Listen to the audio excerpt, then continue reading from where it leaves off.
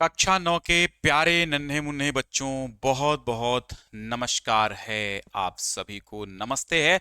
आइए आज की इस क्लास में हम क्लास 9 के हिंदी के एक मॉडल पेपर की बात करेंगे जो अर्धवार्षिक परीक्षा में बहुत इंपॉर्टेंट होने वाला है। अपने सभी दोस्तों को ज्यादा से ज्यादा इस पेपर को पहुंचा दो ताकि वो समझ सकें कि आखिर कैसा पैटर्न हाफरली एग्जामिनेशन में आने वाला है। कला मतलब क्लास 9th का जो हिंदी का अर्धवार्षिक परीक्षा का पेपर है वो आपका कैसा आएगा, क्योंकि आप अभी 9th में 8th से आए हैं। ठीक है, तो 8वीं से 9वीं में आए हैं, चूंकि 8वीं कक्षा में आप जो पढ़ रहे थे उसका पैटर्न बिल्कुल अलग था और 9th का बिल्कुल अलग है।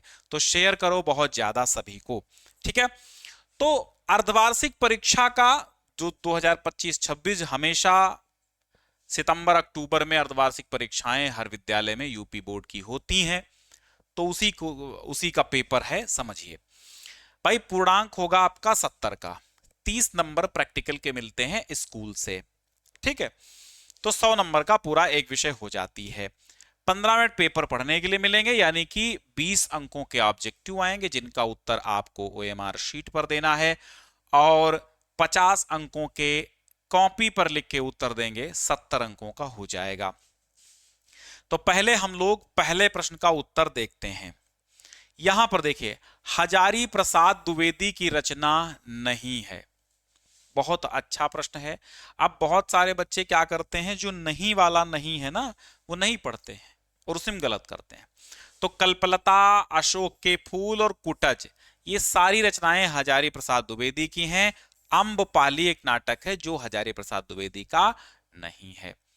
ठीक है, अगला सवाल है, सुदामा चरित के रचयिता कौन है?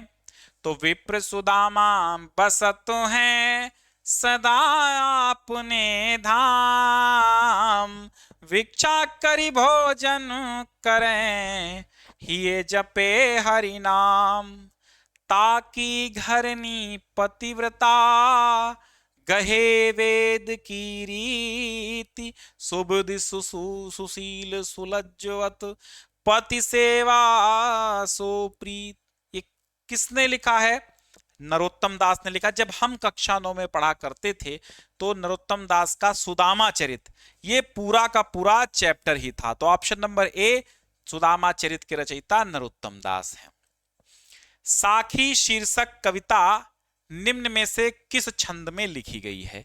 वैसे साखी का जो तत्सम होता है, साखी एक तद्भव शब्द है और साखी का तत्सम होता है साक्षी। क्या होता है? साक्षी।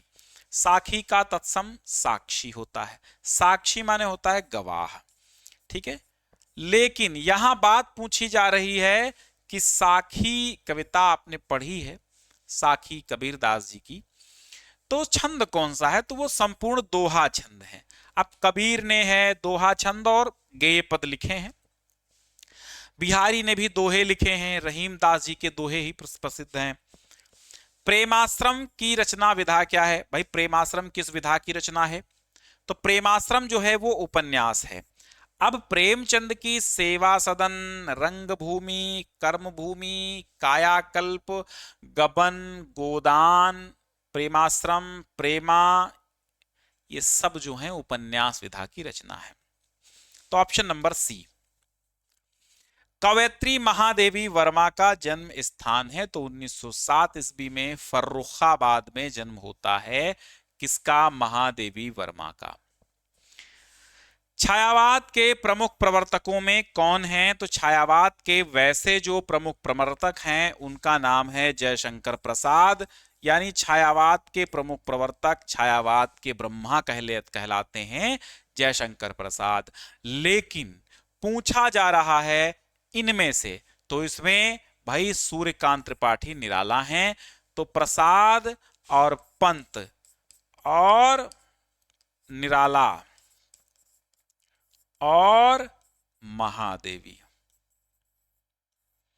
प्रसाद, पंत, निराला और महादेवी वर्मा, ये चार लोग जो हैं ये छायावाद के प्रमुख प्रवर्तक हैं, यानी छायावाद के प्रमुख कवि हैं, जिनमें छायावाद के प्रवर्तक जयशंकर प्रसाद माने जाते हैं। बट ऑप्शन में केवल निराला है, तो लगा दीजिए। कि झांक न झंझा के झोंके से, झुक कर खुले झरोखे से।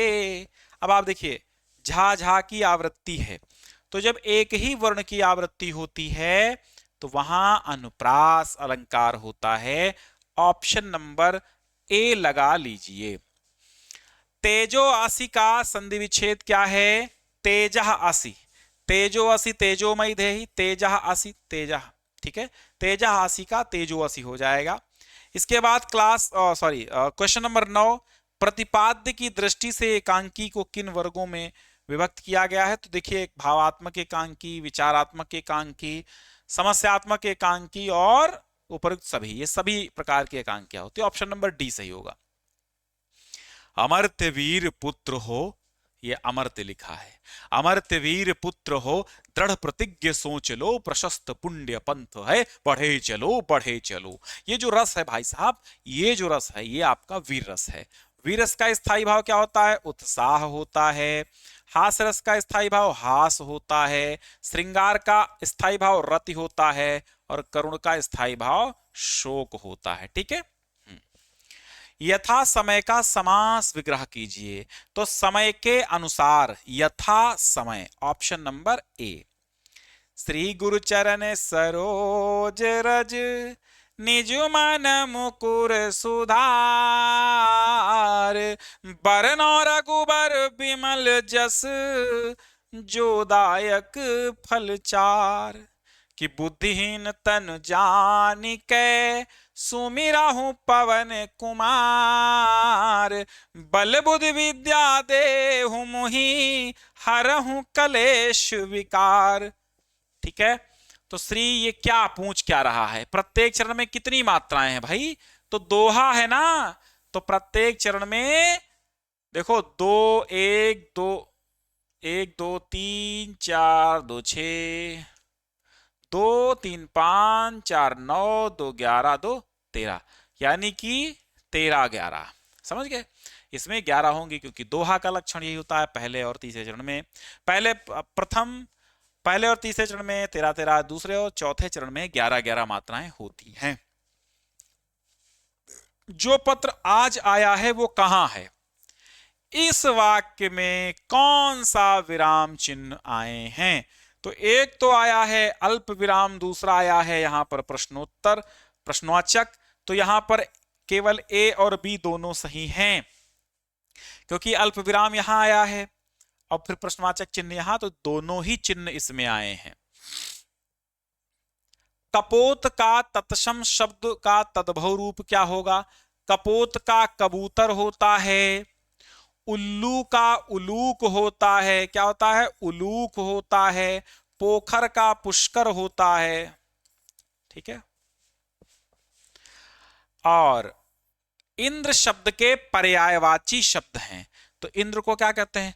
देवाधिदेव, देवाधिदेव, देवराज, सुरपति, उपेंद्र, मघवा, ये सब हैं। तो देवराज, सुरपति, सुरेंद्र, ये हैं इंद्र के नाम। गिरधर, घनश्याम, मुरारी, ये किसके हैं? ये श्री कृष्ण के नाम हैं। रतिपति, मनोज, पंचशर, तो ये किसके नाम है? ये कामदेव के पर्यायवाची हैं। और ईश, भगवान, जगदीश, ये ईश्वर के पर्यायवाची हैं। हो गया व्याख्या। जय शब्द का विलोम क्या है? जय का विलोम हो जाएगा पराजय। जय पराजय, हार का जीत के साथ लगाएंगे। कीर्ति का अपकीर्ति के साथ लिखेंगे, कीर्ति अपकीर्ति। अजय, हाँ इसका मतलब अजय, अजय का मतलब होता है आ माने नहीं, जय माने जीत। ठीक है। वैसे अजेय होना चाहिए, अजय नहीं। अजेय का दुर्जेय होता है, अजय का भी पराजय हो जाएगा विलोम। निम्न में से शुद्ध वर्तनी वाला शब्द कौन सा है?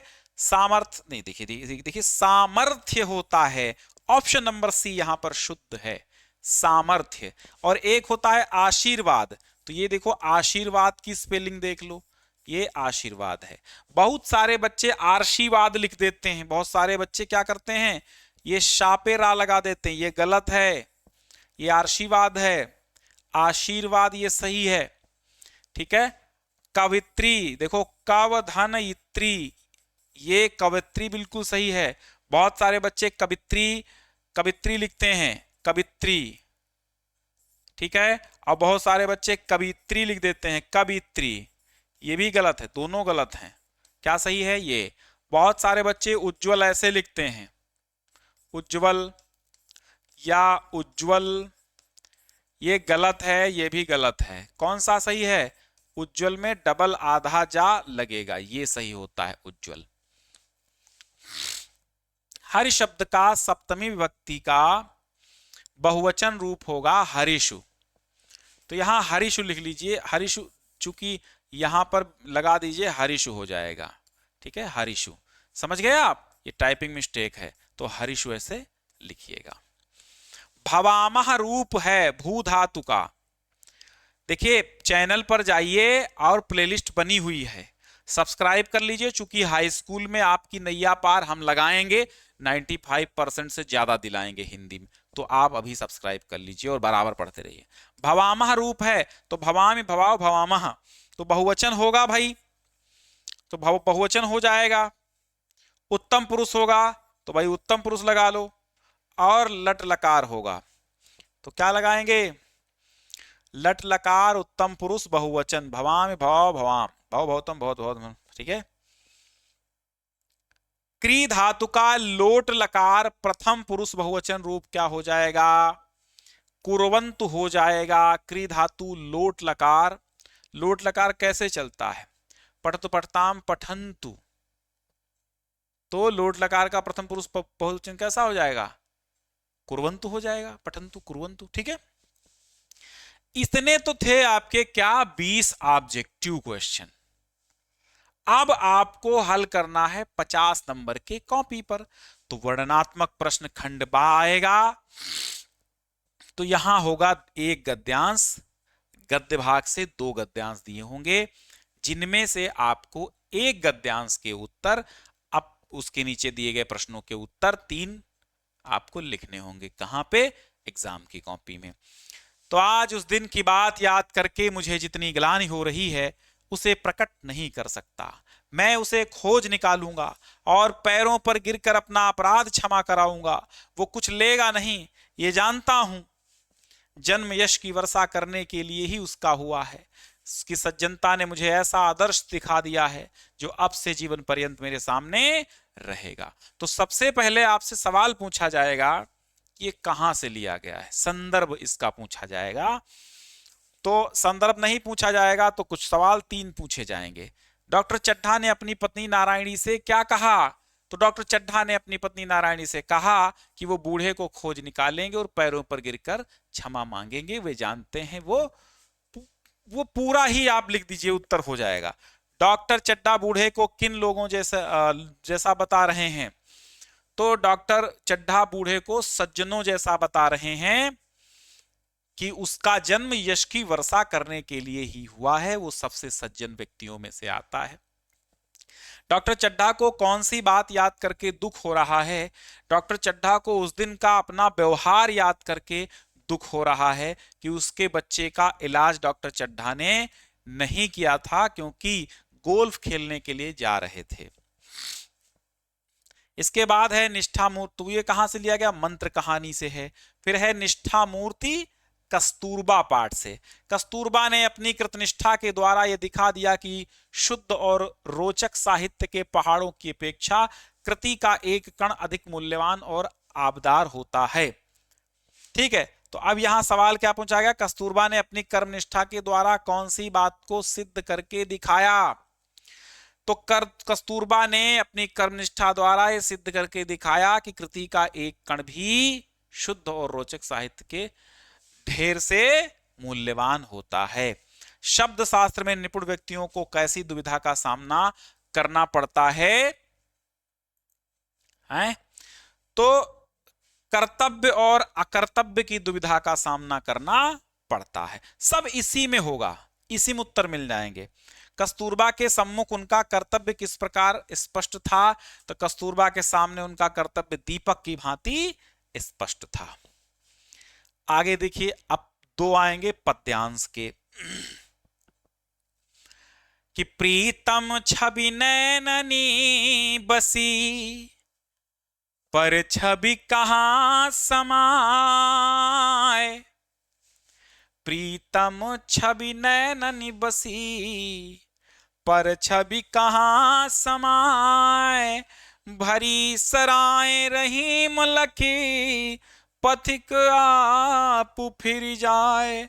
कहने का मतलब ये है कि प्रियतम के छवि जिसके नेत्रों में बसी होती है, दूसरे की किसी और की छवि उसमें नहीं समा सकती, क्योंकि जिस रहीमदास जी कहते हैं कि सराय भरी हुई देख करके पथिक अपने आप ही वापस लौट जाता है राहगीर।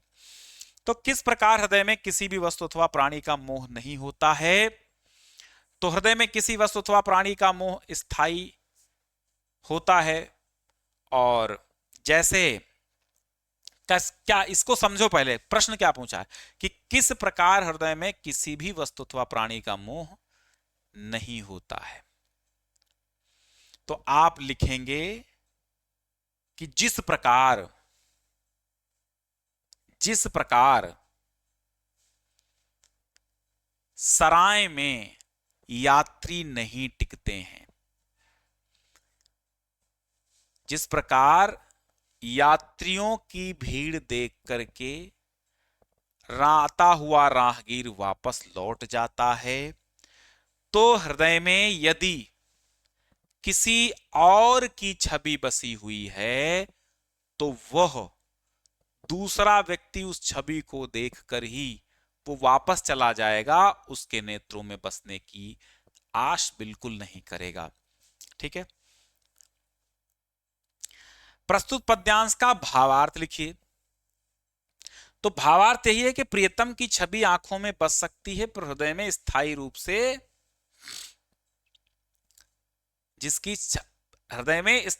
से जिसकी छवि बसी होती है, प्रियतम छवि नैनन बसी पर छवि कहां समाए। रहीमदास जी कहते हैं कि जिन नेत्रों में प्रियतम की छवि, किसी अपने प्यारे की छवि बसी होती है, उसमें दूसरे की छवि नहीं समा सकती। यानी प्रेम गली अति सांकरी जामे दो न समाहे। इसलिए सामने वाला अगर तुम्हारी ओर मोहित भी होगा तो तुम्हारे नेत्रों में दूसरे की छवि देखकर वो वापस चला जाएगा, जैसे भरी हुई सराय को देखकर राहगीर अपने आप ही वहां से चला जाता है। प्रस्तुत पद्यांश में प्रयुक्त छंद का नाम क्या है? तो प्रयुक्त छंद है दोहा।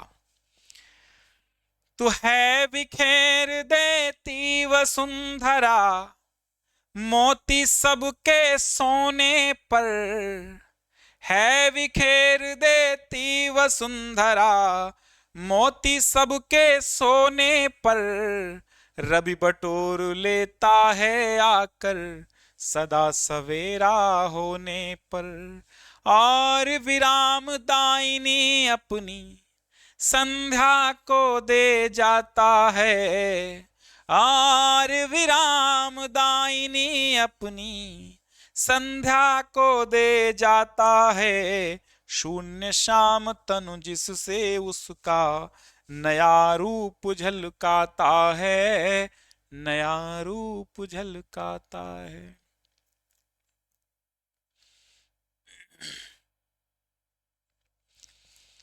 तो इसका हल देखिए कि है बिखेर देती, वसुंधरा माने होता है पृथ्वी। मैथिलीशरण गुप्त जी कहते हैं, पंचवटी कविता से लिया गया है। मैथिलीशरण गुप्त जी कहते हैं कि जब सभी सो जाते हैं, मानव पूरी प्रकृति जब सो जाती है, तो वसुंधरा अर्थात पृथ्वी ओस के रूप में अपने मोती बिखेर देती है। लेकिन रवि माने सूर्य जब प्रातः काल होती है तो आकर के उन मोतियों को बटोर लेता है, सुखा देता है ओस के मोतियों को। और इसके बाद जो सूर्य होता है वो विराम दायिनी अर्थात विराम देने वाली संध्या को क्या करता है? दे जाता है। ठीक है, और उसके एक नए रूप को आविष्कृत करता है। आगे इसके प्रश्न है कि प्रस्तुत काव्य पंक्तियों में कवि ने किसके प्राकृतिक सौंदर्य का वर्णन लक्ष्मण के माध्यम से कराया है? तो किसके? पृथ्वी के प्राकृतिक सौंदर्य का वर्णन कराया है। प्रस्तुत काव्य पंक्तियों में कवि ने ओस के कणों को किसके तुल्य बताया है? तो मोतियों के तुल्य बताया है। प्रस्तुत काव्य पंक्तियों में भाषा शैली का किस भाषा शैली का प्रयोग किया गया है? तो आलंकारिक शैली का प्रयोग किया गया है। भाषा इसकी कैसी है? भाषा इसकी शुद्ध साहित्यिक खड़ी बोली है। शैली आलंकारिक शैली है, काव्यात्मक शैली है, महाकाव्यात्मक प्रबंध शैली है। ठीक है, इसके बाद जो 23वां सवाल आता है, अब क्या आएगा? अब 2 गद्यांश आएंगे संस्कृत के, अनिवार्य संस्कृत खंड के, और 2 पद्यांश आएंगे अनिवार्य संस्कृत खंड के, जिनमें से एक गद्यांश का हिंदी अनुवाद और एक पद्यांश का हिंदी अनुवाद करना होता है। देखो, कृष्ण गोपाल नंदना पाठ से पहला लिया गया और इसमें आपको संदर्भ भी लिखना होगा, संदर्भ के साथ हिंदी अनुवाद। तो 3 अंक का आपका हिंदी अनुवाद और 1 अंक का संदर्भ होगा। श्री कृष्णस्य जन्म भाद्रपद मासस्य कृष्ण पक्षस्य अष्टम्याम तिथौ। देखो, जो भी चैप्टर आपको पढ़ना है, पहले नंबर तो इस चैनल पे जाइए, लोगो पे क्लिक करिए, और जब लोगो पे क्लिक करेंगे चैनल पे पहुंच जाएंगे, फिर उसमें प्लेलिस्ट वाला ऑप्शन होगा, तो हिंदी की प्लेलिस्ट देख लीजिए क्लास 9 की। इसके बाद अगर वैसे भी नहीं आपको पता है तो आप बोलते हैं ना, बोल के सर्च करते हैं या टाइप करके, तो आप सर्च करिए ज्ञान सिंधु कोचिंग क्लासेस या ज्ञान सिंधु क्लासेस। कैसे? जैसे आपको जो चैप्टर पढ़ना है उसके आगे ज्ञान सिंधु लगा के सर्च करना है। जैसे आपको पढ़ना है कृष्ण गोपाल नंदना, तो आप डालिए कृष्ण गोपाल नंदना पाठ का हिंदी अनुवाद ज्ञान सिंधु, वीडियो आपको मिल जाएगा मेरा, और एक एक मायने के साथ, एक एक मीनिंग के साथ पढ़ाया गया है। श्री कृष्ण का जन्म, श्री कृष्ण माने श्री कृष्ण का, जन्म माने जन्म, भाद्रपद माने भादों, मासस्य माने मास की, कृष्ण पक्ष से माने कृष्ण पक्ष की, अष्टम्याम माने 8वीं अष्टमी, तिथौ माने तिथि को, मथुरायाम माने मथुरा में, अभवत माने हुआ। श्री कृष्ण का जन्म भाद्रपद मास के कृष्ण पक्ष की अष्टमी तिथि को मथुरा में हुआ। मध्यरात्रि में, यदा माने जब, अयम माने यह, उत्पन्ना माने उत्पन्न जाता माने हुए। मध्यरात्रि में जब यह उत्पन्न हुए, तदा माने तब, आकाशे घटाटोपा मेघा, आकाशे माने आकाश में, घटाटोपा मेघा मतलब घटाटोप का मतलब क्या होता है? मेघों से, घटाओं से घिरा हुआ, घटाओं से घिरा हुआ, बहुत घने बादल होते हैं, उसको घटाटोप मेघ कहते हैं। मूसलाधार वर्षा अकुर्वन, जब मध्यरात्रि में यह उत्पन्न हुए तब आकाश में घटाटोप मेघों ने मूसलाधार वर्षा की। ठीक है, हाँ, घटाओं से युक्त मेघों ने, बादलों से युक्त मेघों ने मूसलाधार वर्षा की। तदा माने तब, रात्रि माने रात्रि में, अंधकार, तब रात्रि जो थी वो अंधकार पूर्णासीत, तब रात्रि अंधकार पूर्ण थी। परम माने परंतु, वसुदेवा माने वसुदेव, पुत्रस माने पुत्र की, रक्षार्थम माने रक्षा के लिए, सद्यो जाता माने तुरंत उत्पन्न हुए, तम माने उनको, आदाय माने लेकर के, उत्ताल तरंगा माने ऊंची तरंगों वाली, यमुनाम उत्तीर्य यमुना में उतरकर, गोकुले माने गोकुल में, नंद ग्रहम प्रापयत नंद ग्रह को पहुंचे। ठीक है, वसुदेव ने नवजात शिशु को लेकर यमुना पार कर गोकुल में नंद के घर पहुंचे। तत्र माने वहां, बाल्यातेव माने बाल, बचपन से ही श्री कृष्ण जनानाम हृदय वल्लभा अभवत। तत्र माने वहां, बाल्यातेव माने बचपन से ही, श्री कृष्ण माने श्री कृष्ण, जनानाम माने लोगों के, हृदय वल्लभ माने हृदय को प्रिय, अभवत माने हुए। वहां बाल्यकाल से ही श्री कृष्ण सबके हृदय के प्रिय हो गए। तो ये कृष्ण गोपाल नंदन पाठ से लिया गया है, संदर्भ लिख दीजिएगा। अथवा दूसरा, तो रामकृष्ण एकः विलक्षणः महापुरुषः अभवत। रामकृष्ण माने रामकृष्ण, एकः माने एक, विलक्षण माने विलक्षण, महापुरुष माने महापुरुष, अभवत माने हुए। रामकृष्ण एक विलक्षण महापुरुष हुए। तस्य विषय महात्मना गांधिनम उक्तम, उनके विषय में महात्मा गांधी ने कहा। परमहंसस्य रामकृष्णस्य जीवन चरितम, परमहंस रामकृष्ण का जीवन चरित, धर्माचरणस्य प्रायोगिकम विवरणम विद्यते, धर्माचरण का प्रायोगिक विवरण है। क्या महात्मा गांधी ने कहा कि परमहंस रामकृष्ण का जीवन चरित धर्म के व्यावहारिक आचरण का विवरण है, धर्म के प्रायोगिक विवरण है। तस्य जीवनम अस्मभ्यम, उनका जीवन हमको ईश्वर दर्शनाय, ईश्वर दर्शन के लिए शक्तिम प्रददात, शक्ति प्रदान करता है।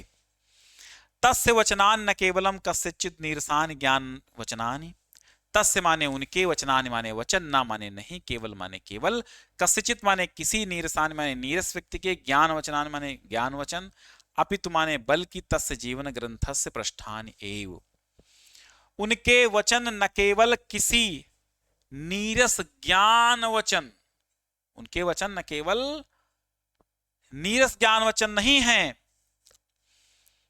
उनके वचन के नीरस ज्ञान वचन नहीं है, बल्कि उनके जीवन ग्रंथ के पृष्ठ ही हैं। तस्य जीवनम अहिंसाया मूर्तिमान पाठ विद्यते, उनका जीवन अहिंसा का मूर्तिमान पाठ है। ठीक है, उनका जीवन अहिंसा का मूर्तिमान पाठ है।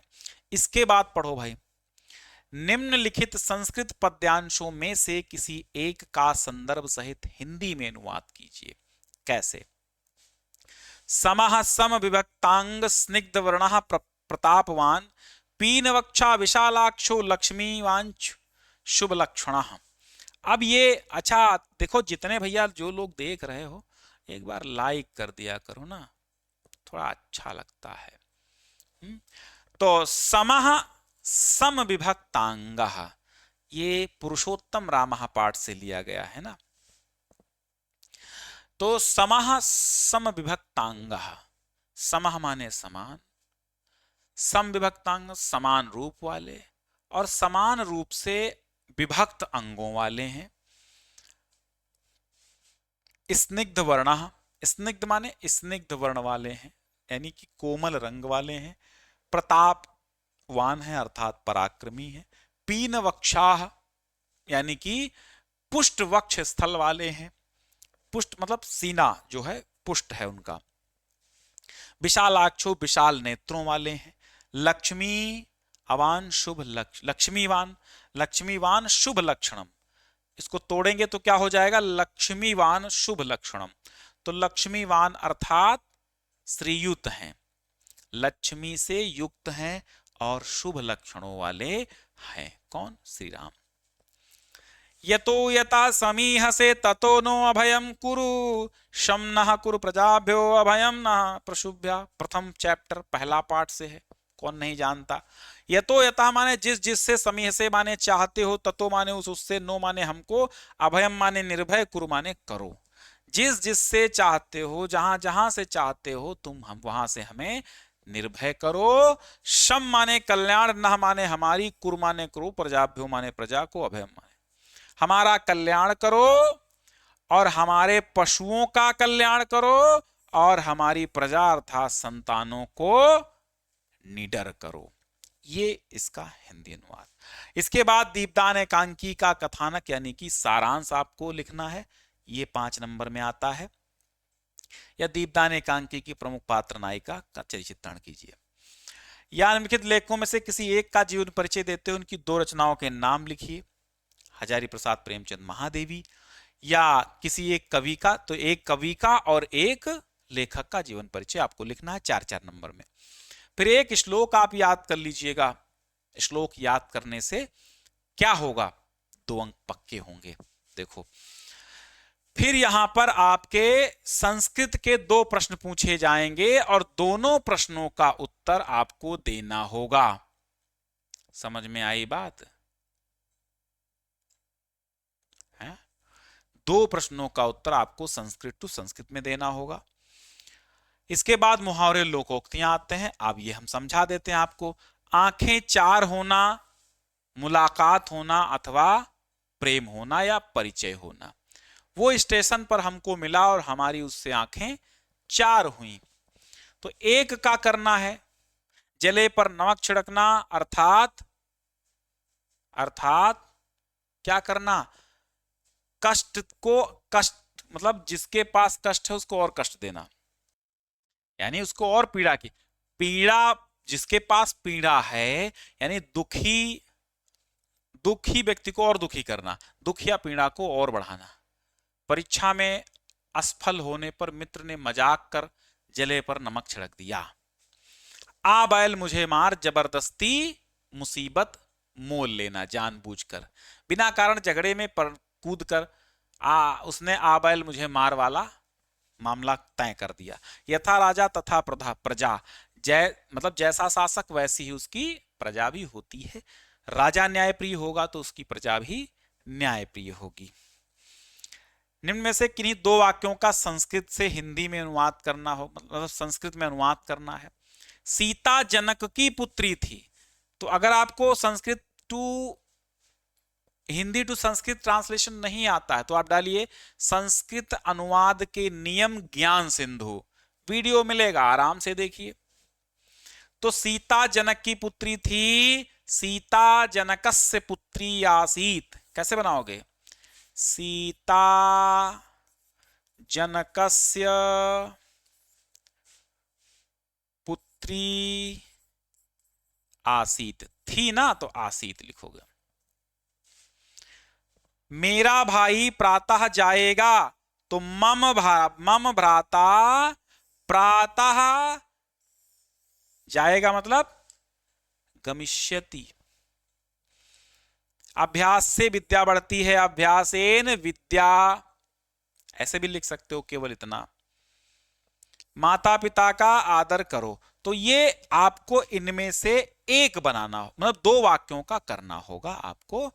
हाँ ठीक है, तो इस तरह आपका पूरा चैप्टर, मतलब पूरा पेपर हमने आपको कंप्लीट करा दिया है। और आपको क्या करना है, जैसे ही आपके बोर्ड, मतलब आपके जैसे अर्धवार्षिक पेपर आपका हो जाए जिस दिन, आप हमको उसका फोटो साफ साफ खींचकर 8299651914 पर साफ साफ, इस व्हाट्सएप नंबर है, कॉल मत करो, अनर्गल बातचीत नहीं करना है, सिर्फ आपको जो बताया जाए वो करो। आप इस नंबर पे हमें अपना पेपर का फोटो खींचकर साफ साफ भेज दो। साफ नहीं होगा तो हम हल नहीं करा पाएंगे, तो मौका मिलेगा तो हल भी करा देंगे और बच्चों को भी हल करा के बता देंगे कि कैसे पेपर आ रहे हैं। ठीक है, चलो बहुत बहुत धन्यवाद, शेयर कर दो, सभी दोस्तों को भेज दो।